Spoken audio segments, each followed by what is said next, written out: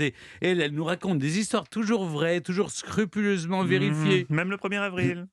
Écoutez, je lui fais entièrement confiance. C'est Moi aussi. Clémentine Portier-Kaltenbach. Aujourd'hui, Clémentine, le doute est permis quand même.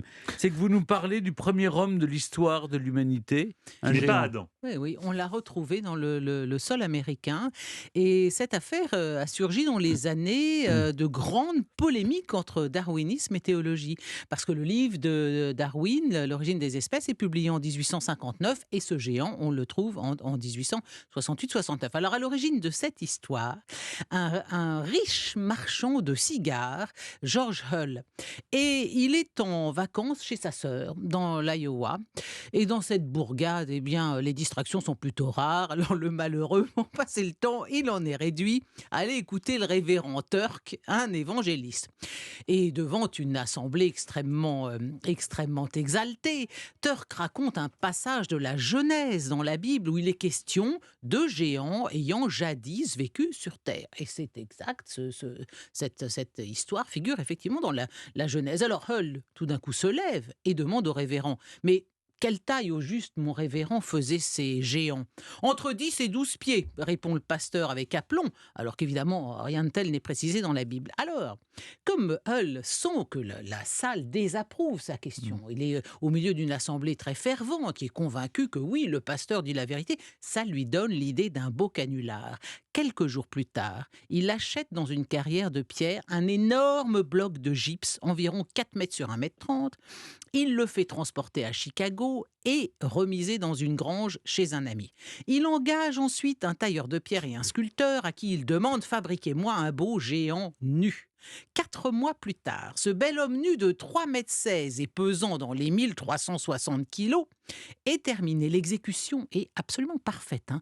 On n'aurait pas pu imaginer autrement les géants de la Bible. Les pores de la peau sont soigneusement reproduits. Le gypse comporte même des stries noirâtres donnant l'illusion des veines. Et les artistes ont procédé à différents essais de vieillissement de la pierre, notamment avec des frictions à l'acide sulfurique. Ça donne aux géants une couleur un peu brun passé qui atteste d'un séjour sous terre de plusieurs milliers d'années.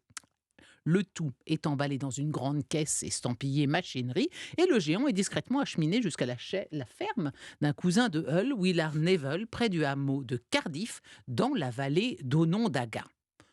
Hurt, Neville, l'un de ses fils et un valet de ferme, se chargent d'enterrer le géant de nuit, à quelque distance de leur ferme, derrière la grange.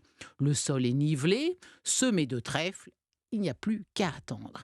Au printemps 1809, coup de veine incroyable, en labourant ses terres à moins de 2 kilomètres de là où le géant a été enterré, un paysan met à jour des ossements. Des savants de l'université Cornell viennent évidemment examiner la trouvaille et confirment qu'ils appartiennent à quelque antique civilisation indienne. L'événement est repris dans les journaux. Pendant ce temps-là, le fermier Neville, au prétexte que son puits ne donne plus d'eau, fait venir des sourciers. Il balade les sourciers autour de chez lui avec sa baguette, leur montre l'endroit, lui dit: oh, écoutez, là, je verrai bien, là, voyez, ma baguette vibre, à mon avis, là, il doit bien y avoir de l'eau, hein. Là, nous sommes le 16 octobre 1869, il les laisse chercher, il s'en va, parce qu'il pense que c'est mieux qu'on on Bah trouve oui. le géant alors qu'il est absent. À son retour chez lui, il voit toute une petite foule assemblée derrière sa grange. Dès le lendemain, on parle de l'affaire dans tout l'État de New York. Une tente est érigée au-dessus du trou. À l'entrée, un panneau indique: voyez le géant pétrifié, 50 cents seulement. Toute la journée, les curieux défilent, hein. Après avoir vu le géant, les pasteurs des environs déclarent unanime: l'homme qui gît là est incontestablement un être humain remontant au temps pré-biblique. C'est la preuve irréfutable que tout ce que disait la Bible était vrai, ainsi qu'il l'avait toujours affirmé en chair. L'intérêt pour le héros biblique prend des proportions fantastiques. Des trains spéciaux vont être affrétés. Neville encaisse les entrées, il garde 10% pour lui, puis il envoie le reste à son copain George Hull et à chacun des 5 autres hommes dans le secret. Il fait même doubler le prix d'entrée parce que ça marche vachement bien, 1 $. Ce serait dommage de ne pas en profiter tant que tous ces gogos sont prêts à payer pour voir le premier homme de l'histoire de l'humanité. Alors à l'automne, le géant de Cardiff est transporté dans une salle Et on d'exposition se dit pas que c'est une à statue? Syracuse. Ah bah non, mais alors là, oui, vous avez Parce que bonne question. moi, j'aurais fait Bonne question, des Mathieu. ossements. Eh ben oui, bonne question. Les savants commencent à... Oui, mais on pense que c'est un homme momifié, Oui, si vous voilà, voulez. j'entends bien, Alors, mais ils commencent à s'intéresser à lui.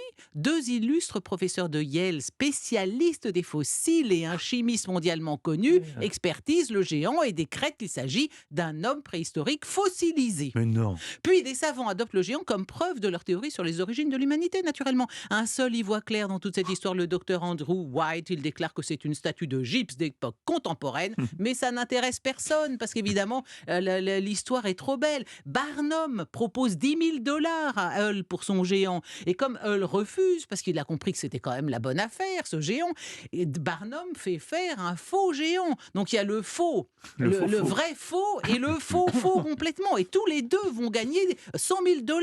Il y a une expo payante à Broadway. Et le vrai faux géant de Hull fait toute une tournée dans l'Est des États-Unis. Ça a été quand même très loin. À Boston, un célèbre anatomiste finit quand même par avoir l'idée de percer un trou derrière l'oreille bête, du ouais. géant. Il décrète que c'est une statue de la plus haute antiquité. Et finalement, ce sont des journalistes de New York qui font éclater le canular.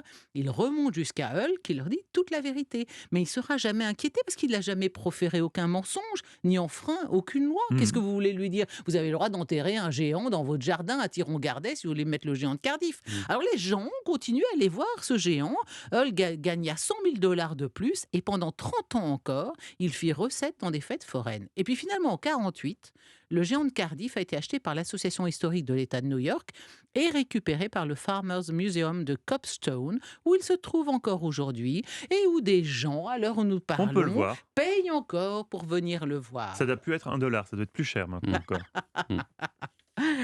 Ah, ça m'a bien plu, Incroyable. C'était moi, un cette beau histoire. Ça va canular quand bien. même. Vous la ce géant connaissez, de Cardiff. Stéphane? Je ne connaissais pas cette histoire, mais ça m'a enchanté, vraiment. Mais en plus, ça en dit long sur la bêtise des gens, Oui. comme on peut profiter Oui. de la Je crédulité dirais pas des la gens. bêtise, je dirais l'ingénuité. Et puis ça a été Et la certainement une question. curiosité. Et ça a été certainement Oui, mais- une question majeure pour des gens qui avaient la foi du charbonnier. Tout d'un coup, on vous dit, bah écoutez, oubliez. D'ailleurs, ça l'est encore. Hein, oubliez la Genèse, oubliez le récit biblique. L'ordre du monde est différent. Ah, tout est bouleversé. Ça a du mal à passer. Eh oui. En tout cas, merci Clémentine. Merci Clémentine, vous restez avec nous.